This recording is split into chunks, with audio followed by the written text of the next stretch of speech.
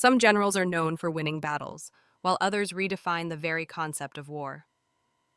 Võ Nguyên Giáp triumphed over two superpowers, France and the United States, without ever commanding a more powerful army.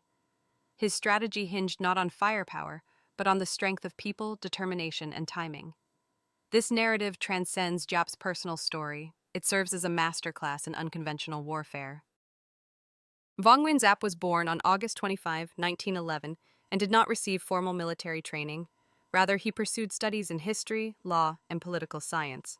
Before assuming the role of a military leader, he worked as a schoolteacher. The impact of French colonization on Vietnam profoundly radicalized him, particularly following the imprisonment and death of his wife at the hands of the French.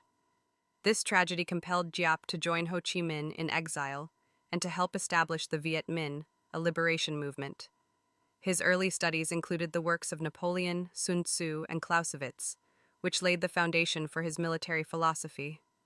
However, what distinguished his doctrine was a profound belief in the people as the cornerstone of revolution. Giap's military philosophy centered around a fundamental principle. True liberation must be anchored in the support of the people. He stated, "We are not fighting merely for territory, we are fighting for the soul of our people." His strategy unfolds in three distinct phases. 1. Strategic defensive. Emphasis on guerrilla warfare, harassment, and eroding enemy morale. 2. Strategic equilibrium. Establishing a standing army while enhancing operational capacity. 3. Strategic offensive. Engaging in full-scale conventional warfare, but only once the enemy is sufficiently weakened. He prioritized mobility over heavy equipment, morale over sheer firepower, and patience over haste. Giap transformed asymmetry into a tactical advantage, famously remarking, "To fight an elephant, don't attack its legs, attack its sleep." In 1954, France laid a trap at Dien Bien Phu, reinforcing the area and challenging the Viet Minh to mount an attack. However, General Giap turned the tide of battle. Thousands of volunteers meticulously transported artillery through the dense jungle mountains by hand. They dug trenches and tunnels, effectively encircling the French forces. For 56 consecutive days, French troops endured relentless artillery strikes that they believed were beyond the realm of possibility. They faced severed supply lines and plummeting morale. Ultimately, on May 7, 1954, France surrendered, marking the first instance in which a colonial army had been defeated by a peasant guerrilla force.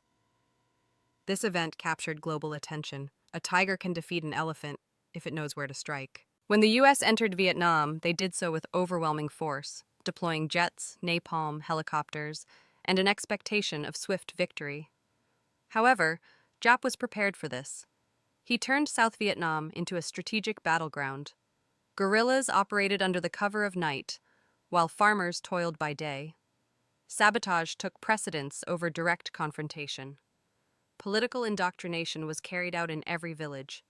Giap famously asserted, "You can kill 10 of our men for every one we kill of yours, but even at those odds, you will lose, and we will win." For him, the issue was never about casualties, it was about willpower.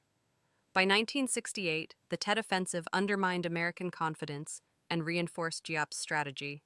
The objective was to break the will, not merely the weapons. From his campaigns, modern fighters can extract 5 critical lessons. 1.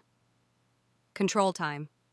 Wear down the enemy's supply lines and morale until they collapse. 2. Transform terrain into a weapon. Giap skillfully utilized the jungle, rain, and even mud to counter armored vehicles. 3. Engage the people. Every civilian can serve as a potential observer, informant, or protector. 4. Psychology trumps firepower. Instill doubt in the enemy regarding the worthiness of the conflict. 5.